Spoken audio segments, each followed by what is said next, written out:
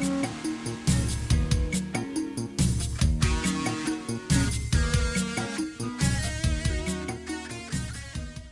everybody, and welcome to Neuroscientists Talk Shop. Today is Thursday, March 2nd, and we're talking to Carmen Canavier. Carmen is professor and chair in the Department of Neuroscience and Cell Biology? Cell biology and anatomy. Cell biology and anatomy. But we do a lot of neuroscience. Mm-hmm. At Louisiana State University Medical School, New Orleans, which Correct. people call LSU Health. Yes. That's usually the way it's written, in Louisiana. Carmen is a computational neuroscientist who works on the dynamics of neurons and neural networks. Her work has been pivotal in studying a variety of brain neurons, but especially the dopaminergic neurons in the midbrain. And today, though, we're going to be talking to her about medial entorhinal cortex, which is an important input to the hippocampus and is involved in spatial navigation, and which also shows some interesting neural dynamics. And she's not really working on firing in relation to navigation, but I'm going to ask her to talk about it a little bit anyway. Okay. Sorry. But she's really working on mechanisms of synchronization that happen in that network. So, hi, Carmen. Welcome. Charlie. And we also have with us Francesco Savelli, longtime podcast contributor and UTSA entorhinal cortex expert. Hi, Francesco. Hello. So, I don't work on entorhinal cortex, but I hear two kinds of things about it. One of them is basically the kind of thing you talk about, which is theta as a sort of background timing signal in the entorhinal cortex, and the neurons fire in relation to theta, or at least investigators discover whether they do or not. And there's also gamma oscillations that are right on top of the theta oscillations.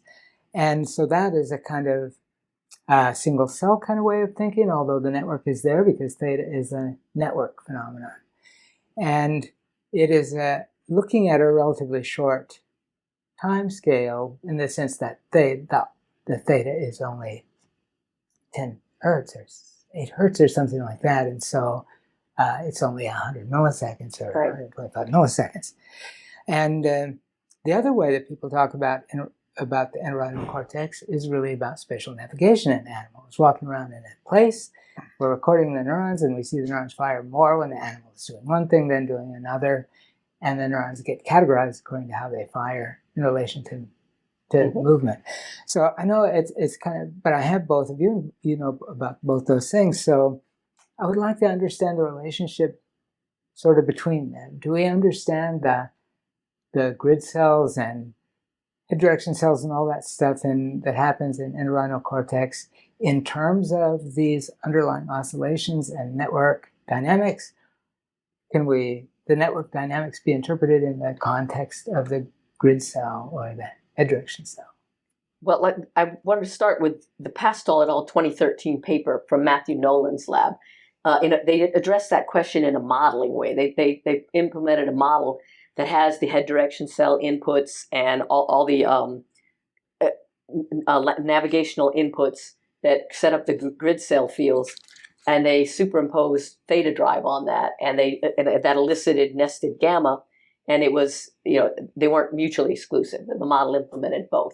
So normally theta comes in from synaptic input, but in this case they were imposing it using optogenetics. Well, right? Actually in the model they were imposing it using simulated optogenetics. I see. Optogenetics is one step away from reality, and then simulated optogenetics is yet another. Exactly. So as far as it's possible in a model, but as far as the real world, what I was just thinking about was that Francesco's work shows how the grid cell input can be integrated into the formation of place cells. But I think of place cell firing, and I don't think I'm the only one, that I think that there's certain place cells that are active on each gamma cycle within a theta cycle, and that's a way of chunking information, episodic information. In the CA1. That's in CA1, but then if you go back to MEC, Laura Colgan and other work from the Moser lab shows that fast gamma in the 65 to 140 hertz range is synchronized with fast gamma in area CA1 in that frequency range. And I'm puzzled how they can be synchronous because there's a finite delay. But one way you can get synchrony is if there is reciprocal coupling. And I know there's reciprocal coupling. There are some projections from CA1 back to the EC, so perhaps that's how they get exact synchrony. I have some models that do that. So, so the gamma is a really, you say fast gamma, that's a really high frequency nested within theta. Field potential happens at a certain phase on top of the theta, right? And then presumably both the theta and the gamma are reflections of similar oscillations in the membrane potentials of the individual neurons. And that's been checked to some degree and is true. Would you agree with that statement, or am I? Wait, that it has been shown that those oscillations do happen as phenomena on the membrane potential of the actual neurons, and so therefore could be causal in making the neurons fire. Well, that would have to be intracellular recordings, and I'm struggling a bit thinking of because I thought today you showed us some voltage clamp studies of currents. Yeah, but again, it's these artificial situations. Yeah, but that's okay. It is theta. So yeah, definitely theta. And so when you impose the theta oscillation on the circuit makes the gamma oscillation on its own. Exactly. And it makes it at the right phase of theta. That's what makes this an interesting thing to study, right? I think so. And so, and that gamma oscillation, of course, the theta oscillation is also on the cells, but that's a little bit trivial because it's been imposed on the cells. But the gamma oscillation is presumably synaptic in origin and can be seen as a sequence of synaptic currents in voltage clamp. So, so does that come from just one neuron, or does that come from a whole lot of neurons? Does that imply that all the... I certainly think it's an emergent phenomenon. So we think lots of neurons are synchronized together and creating that gamma current. Yes, and the question is how much of that contribution is just from the parvalbumin positive interneurons talking to each other, and how much of it is from their interaction with the excitatory cells, the stellate and pyramidal cells. So, but you right. So you're so sure that all the cells are participating in this, not all, no. Or that an enormous number of them. Mm-hmm. So you jump immediately to why. I mean, why are they synchronized? So the pyramidal cells aren't firing at gamma frequency. Even the stellates are firing, as you saw. The stellates are firing once or twice per theta cycle. So there's no way they could be forcing the gamma oscillation on the interneurons, is there? Well, I like Nancy Capello used to think of the pyramidal cells don't fire as fast as the interneurons. They don't fire as fast as the population. And so she used to think that there was groups, ensembles of pyramidal cells that were active on each gamma cycle. So that's a possibility. Uh-huh. And is there anybody look for that? Because it seems, a lot of Francesco. a lot of what you talk about is whether the interneurons can make this by themselves or whether they need the pyramidal cells. So if you look at the most proximal cause, the thing that's making that current ought to be a axon releasing transmitter on a cell. Mm-hmm. So whose axon could that be? And if it's happening in a way that's inconsistent with what the stellate cells do, it can't be the stellate cell. Right, but I don't think the stellate cells have to fire on every single cycle. I think I showed an example in my talk where they can fire once every few times and still keep syncing. That's a possible mechanism. And we also we don't know what the pyramidal cells. And the stellate cells, I guess you could say maybe they're not all firing on the same cycle, but truthfully, in the Pastel et al. Paper, the first spike on the stellate cells lined up. And of course, this is not a population of stellate cells. It was repeated trials in one stellate cell, which is not exactly the same thing. So that cell stays consistent. The first spike is, but then the second one was variable. If it's a group of cells that are taking turns, then every cell stays in the same group each time. That's the one thing we could say from that. It doesn't switch from being a cell that fires on the first wave of gamma to one that fires on the 12th wave of gamma. Actually, David Terman and I talked about this one time. When you have clusters, he says membership of the clusters can change. But they don't, because you just said the experiment is against that idea. Each individual stellate cell fires at the same phase over and over. Well, that was just one. Yeah, that was one stellate cell, but it only gave the first spike at the same phase. The second spike, the phase was variable. So it didn't fire. It was firing twice per theta cycle, and the first one on the upstroke was consistent, but the second one wasn't. Well, now I'm confused though, because are we talking about phase? Or we were talking gamma, right? We're talking theta phase here. Theta, gamma, phase, or cycle? Because for a moment I thought you meant different cells firing at different cycles of gamma nested in theta. That's what I was talking about. I mean, so it's not phase. It's phase of theta because it's the serial cycle. Yeah. Because the gamma is at a fixed phase relationship to theta. Yeah. Okay. So we can use gamma cycle and theta gamma phase. cycle, theta phase. Okay. All right. Yes. Okay. I just wanted to make sure I was on board. It was getting a little complicated. So do you think the grid cells also organize their firing such that they only fire on certain fast gamma cycles within the theta nested gamma in the MEC? I don't know. I mean, I'm more familiar with alternating cycles in theta, cycles of theta, not cycles of gamma. And so these theta skip, there's all a range of phenomena of theta skipping. Yeah, I'd like to see those papers, because I did find a paper from the FREUND, how do we say that? Freund lab, where they specifically say, and this was, I think, a 2004 paper, that there's two populations of GABA neurons that burst, one at the trough of theta and one at the peak of theta, as recorded in the septum. Right. And so that's the paper that you showed me today. Yes. There is some evidence of complex theta skipping, even multiple cycles.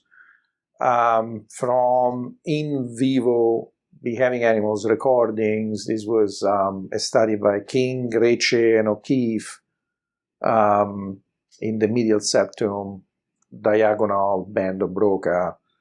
And this was, I believe it was in 1999 or something like that. And I'm going to look that paper up. And that one was, I think, it was a very important paper where they kind of showed some directional modulation in the frequency of firing of what is most likely GABAergic cells in the medial septum, which we know, influence strongly theta in the hippocampal system. For our audience, they might not know, but so there was also potentially multiple theta skipping. There is theta skipping in MEC, so grid cells, something that Sachin Deshmukh from the Canadian lab showed, and then there is evidence of something theta skipping in slices. And these are bursting. I don't remember are these bursting GABAergic cells? No, so the grid cells are not the ones that are skipping. The ones that are the ones that are skipping. Those are either pyramidal or stellate cells. So obviously this is in vivo recording, so the cell is not identified. And we know both stellate cells and pyramidal cells can be grid cells. That's definitely stellate cells.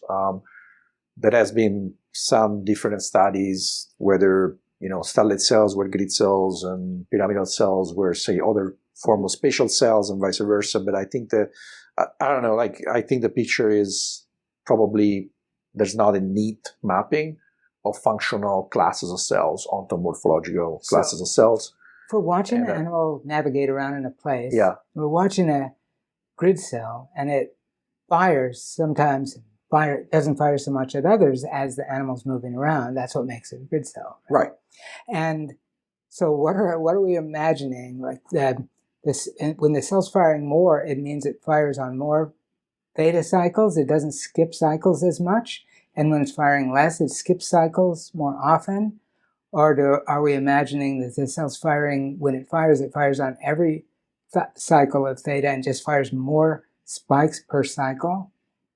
That's an interesting question. You're saying, how does the cell maintain the same level of firing rate given that it's theta skipping, right?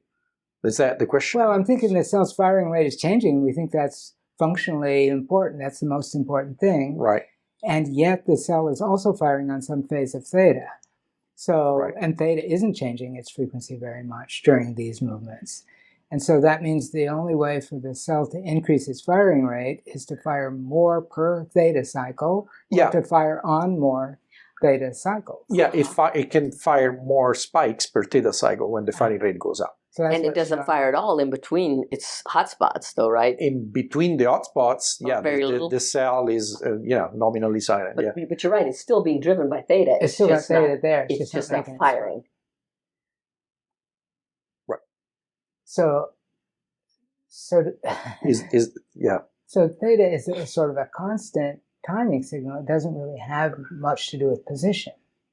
Or is that too simple to say that? So I think we were talking yesterday about this, like, whether we're talking about local field potential theta or the structure Right. of Well, the I'm really spiking. only interested in the theta that lies across the membrane of a neuron. Right. Okay, But so if you're the field potential tells me about that, then I'm happy. so the field potential is obvious. I mean, the thing is, like, if you think about phase precession, it's not happening at the same rate in all cells at the same time. So you have to think about phase precession as a transient desynchronization, of the rhythmic firing of the cell relative to this global clock that is theta. There's no other way, right? So in a way, you have to see it as like, okay, the frequency is faster, but only when in certain ways. So the issue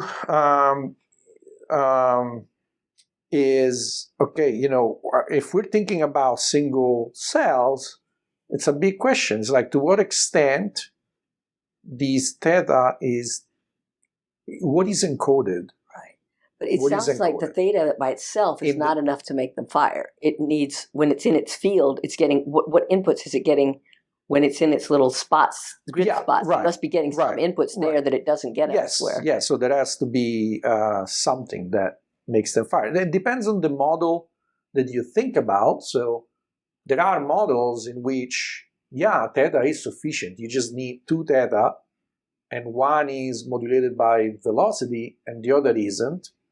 For example, in the most probably simplified form of the phase interference model, in which essentially just because one is modulated by velocity, it will go in and out of phase of the one that isn't at proper times, and this, so you alternate between constructive and destructive interference in a way that is related to the position of the animal.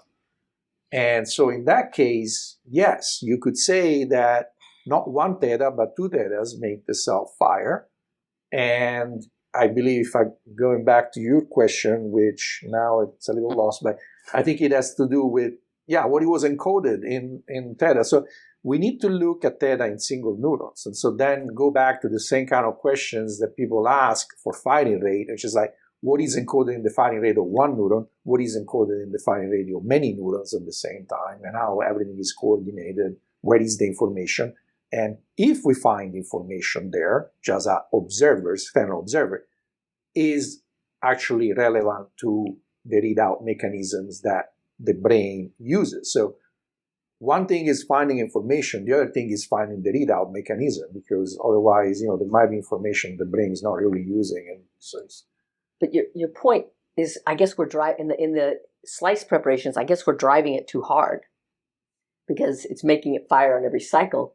Whereas in the attacked animal, it looks like it needs something else. I mean, the inputs that say this is where I'm supposed to fire in this grid cell. So we're driving it harder than probably it experiences. And the other thing is, I thought that it was this GABAergic input from the septum that was driving it, and that's hyperpolarization. So you need something to just bring everybody up. You need some excitation so that it can get periodic inhibition. Well, there's no shortage of excitatory synapses in the entorhinal cortex. It's loaded with them. But could it be cholinergic modulation from the septum? the septum has GABAergic, cholinergic, and glutamatergic. Glutamatergic. So the most theta is more going to be GABAergic. So maybe a tonic excitation and a phasic inhibition. So where's the excitation coming from that goes to the entorhinal cortex? I mean, certainly people who say entorhinal cortex does X in behavior ought to have asked themselves, where does that signal come from? Especially the grid cell signals. Yeah. But, like the entorhinal cortex is the major conduit of neocortical information into the hippocampus proper. Which ought to be excitatory Yeah, for the most part. Yeah, for the most part, classic view excitatory. Then nowadays people start finding we recognize long-range GABAergic, as we know in this department. So it's That's like, but yeah. So there are also feedback from the hippocampus to the entorhinal cortex. So, like for example, I think you were mentioning CA1. So CA1 Yes. projects back to and subigo, the deep layers of entorhinal cortex, whereas the input seems to come more like from the superficial layers of the entorhinal cortex. And then, of course, inside the entorhinal cortex, they're also connected, so everything is a loop. And then there is the inputs from the sensory cortex, all the cortical areas, neocortex, and then there is all the subcortical inputs. So many of those are asynchronous with theta, don't you think? Which one? Many of those would be asynchronous with theta. Theta is like, it starts at least theta, not log of your potential, sorry, the unit firing and the structure of theta in the firing of units, it becomes very strong in MEC to the point that is actually, when we do experiments, that's actually one of our landmarks when we're submarining our electrodes into the brain. When we see theta, when we see the cells, I guess let me repeat sort of what Carmen is saying. When we see the cells go quiet at some point because of the way the animal is moving around in this place, do we think that cell isn't experiencing any theta signal anymore? Or do we think that theta is still there and that cell has just had a reduced excitation of another kind? Okay, so let's unpack that question for a second. So, because just to clarify, when you say because of the way the animal moves in space, so just for clarity, like if the animal stops moving around and gets into a significant pose, then the hippocampus goes into a different mode. So like it's not in theta mode anymore. It can go in shock waves and ripples.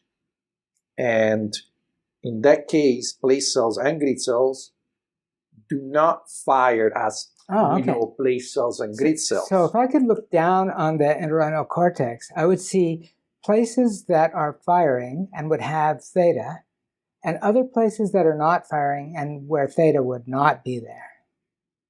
No, so I was kind of drawing a distinction. So there is between movement and there is so there is but in grid cells, some grid cells are firing and some are not. Yeah, so I think what you're referring to means like the cell fires or not fired as a function of the position of the animal. I don't mean when the animal stops. I mean the animal. As function. But then there is also the behavioral state of the animal, because that's why I was saying it's like if you're thinking about like the behavioral state of the animal, then it's a more complex, because when the animal falls asleep. Movement correlates with exploration, so perhaps theta. Yeah, so if there is movement, so going back to your question, I just want to make sure. So yeah, it's position based. So now the question is, you're saying when the animal, say, is in between the vertices of a particular grid cell, so that in that sense the cell is silent. Is that cell experiencing theta in any form or sort? So now the question is like, where does theta come from? Right? So there are, pacemakers. And so there's two different kinds of theta movement and theta tension. So, and they can be dissociated anatomically and pharmacologically. Let's just forget about attention theta. Let's talk about the movement theta, since we're talking about places, perhaps it's more relevant. So, we know the medial septum and the entorhinal cortex are involved in that theta for the hippocampus. So so if you're thinking about the pacemakers, and then to some extent the cell might have an intrinsic ability to resonate at theta. This is actually documented. Stellate cells in the medial entorhinal cortex, they do have resonant properties, and the resonant, the frequency at which they resonate the most, I forgot what the terminology is actually topographically organized along the dorsoventral axis of the medial entorhinal cortex, which happens to be the same axis that organizes the scale of the grid cells. So you find high resolution grids dorsal, and you find larger scale grids more ventral. So the fact that there is a resonant properties that changes from cell to cell, along that axis means like, okay, so the cell has some intrinsic ability to sustain theta, perhaps, and I sure much more than just what I mentioned. So the question is still theta, going on, or might be like, it seems from intracellular recordings, I believe, of place cells, although now they've done in grid cells, that might still going on subthreshold theta oscillations. Yeah, I think so. I think they're just not getting the whatever input causes them to fire. Well, because if the theta generating input knows enough to know which grid cells are firing and which aren't, then it doesn't even need the grid cells. It already has the grid information in it. So it doesn't make any, it doesn't make any sense for the cells that are driving theta in the septal nucleus or something to drive theta in this cell because the animal is in this place in the grid and not drive theta in that place because the animal's not in that place in the grid. For one thing, there probably aren't that many cells in those pacemaker nuclei. So basically you're saying the information is in the, I believe using what Todd Blair said, patterns of synchrony. So the information is in patterns of synchrony somewhere, either units, subthreshold. The issue is that why does it get converted into a firing rate code? That's maybe another way to put that questions you're asking. Maybe, but I'd like to separate the world into excitatory and inhibitory things, and one of them carries some kind of information, one carries something else. So I imagine, here's what I imagine, being somebody who doesn't work on this and who doesn't know anything. But that's the easiest way to have an opinion. I think you know more than you let out. My uninformed opinion is that the cortex is collecting information about the animal's movements in space and using that information to inform the grid cells. And that information doesn't have any theta in it. And it's somewhere there's a theta generator that's sending theta to the cells, and when the cells are depolarized enough, the cell can fire on some phase of theta, and when the cell is not depolarized enough, the theta is still there, but the cell doesn't fire. I agree, but that nested gamma must be to, if there's any validity to it, I still think it must be to chunk information and chunk it in parallel with the chunking that's going on in CA1. So this grid cell information in this gamma cycle informs place cell information in that gamma cycle. That's the only purpose I can think of for the gamma oscillations. Chunking is such a jargon word. True. I'm not really sure. Every time I hear it, I think of the original paper about chunking. Ensembles then. But I mean, it has some meaning in relation to memory, chunking. Right? It's the unit of memory. So maybe more applicable to working memory, like a phone number. So if we're thinking about parcellization of information, is that the idea here? So I guess what it means is that if a stellate cell fires on some cycle of gamma, it means something different than if it goes on another one, and we might have a bunch of stellate cells that are all firing, and some of them fire on one gamma cycle and some on a different and some on a different, and that the gamma cycle you fire on somehow represents the thing you're remembering. Or representing. Because you could represent that stuff in a chunk. Is that it? And then you would say, well, the number of things that could be represented is the number of gamma cycles. That's what Listman said. Yeah. Listman's idea. I know. It was just an idea, though. Right. And I was wondering what we could say about what do we know more than what John knew about that now, after some time has passed. Well, I wonder if that means perception. Is perception discretized then? They only update their location every gamma cycle? I think you asked me this question. Roof when and- Drew was I know. here. Roof and Van Rutland. You're not going to get a different answer. Roof and Van Rutland has done some work on visual perception, and it updates. It doesn't update continuously. I don't think. I think that it's updated in a discrete fashion. But is it at gamma frequency? I don't think so. I think visual. What is it? 30, 30? Slower than gamma. There's only you can only perceive a certain number of frames per second. That's why movies fake us out. So, whatever that rate is. 24. Okay. But Maybe perception is just updated in this discrete manner. So we don't know what. I mean, the nested gamma is a really interesting looking phenomenon, and there are two things we'd like to know about it: where does it come from, and what's it good for? Exactly. And what's it good for? We've been trying for a couple of minutes, but Right. as Francesco says, we're not going to make any headway with it today. And Right. what is either?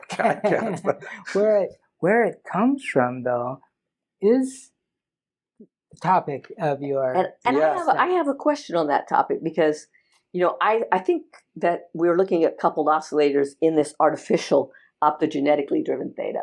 But I'm not, there's another mechanism that we also model in my lab that Brunel pioneered, and it's stochastic population oscillator. So you can, let's see. So if you have too much inhibition in a neuronal network, it accumulates and it shuts the neuron up, it shuts the system up, and then it dies off and it accumulates again. And you can sweep it through that regime with theta. But that's not what you think. What you That's think not what I think, but I is don't that know that I'm inhibitory right. neurons are inhibiting each other, right? And Right. an inhibitory neuron feels inhibition, and then gets over its inhibition about the same time as a bunch of other neurons get over their inhibition, and they all fire together, and then they all inhibit each other again. But there's two different ways that can happen. The way I showed it today, it's coupled oscillator. They're suprathreshold all the time. The other way is they've got an EI balance, and they're subthreshold, and they're only firing stochastically when the noise. They take a random walk and exceed their spiking threshold. So it's really two different mechanisms. So which is right? I don't know, and I'd like to. That's what I'm working on. Is how can you tell?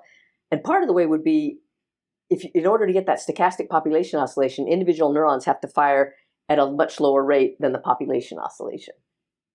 So that would actually that Vita, Bartos, and Jonas review pointed out that discrepancy, that the interneurons sometimes fire very fast. Yeah. And that's not necessarily consistent with a stochastic population oscillator. So the neurons fire at gamma? At the gamma that you see in the... I think, I believe that interneurons can even fire at ripple. Yeah, but do they fire at Do they? gamma when the gamma is there? And I'm not an experimentalist. They did refer in that Bartos et al. Review. Yeah. They did say that there were instances where it fired faster, pretty fast. So that I don't seems think like exactly at gamma. Wouldn't even have to be. of the... Yeah, the but I idea. need to check my references before I make a definitive statement like There that. was one other thing that you showed today that was that just neurons inhibiting each other and getting relieved of inhibition at the same time isn't enough. No, it's definitely not. So you also needed them to be electrically coupled to each other. In the case where there's a lot of heterogeneity. So, which is the real case. Yes. And so if they were electrically coupled but they didn't have any inhibition, did that also work? Would they also? Actually, you don't even need. Oh yeah, okay. But we didn't try that. Okay. I think it would. I'm pretty sure. So maybe the inhibition mechanism is there, but it's Mhm. not the important thing. Maybe it's all just electrical coupling, you think? I don't know. Again, that's a good food for thought. But I do know that that they don't necessarily that the shunting inhibition in our hands was not even able to be synchronized by gap junctions because it was so desynchronizing. So maybe it takes both things. Maybe that's... Maybe, because the shunting was not very desynchronizing. It was just a little desynchronizing. It's desynchronized very slowly, but nonetheless. And these questions could be resolved if I could convince my experimental collaborators, like John White, to use specific blockers of gap junctions. But they tell me no such thing exists. Okay, John, I hope you heard that. So, I'm meeting with him Monday, I'll tell him. So thank you. Maybe John watches this. Maybe. Who knows?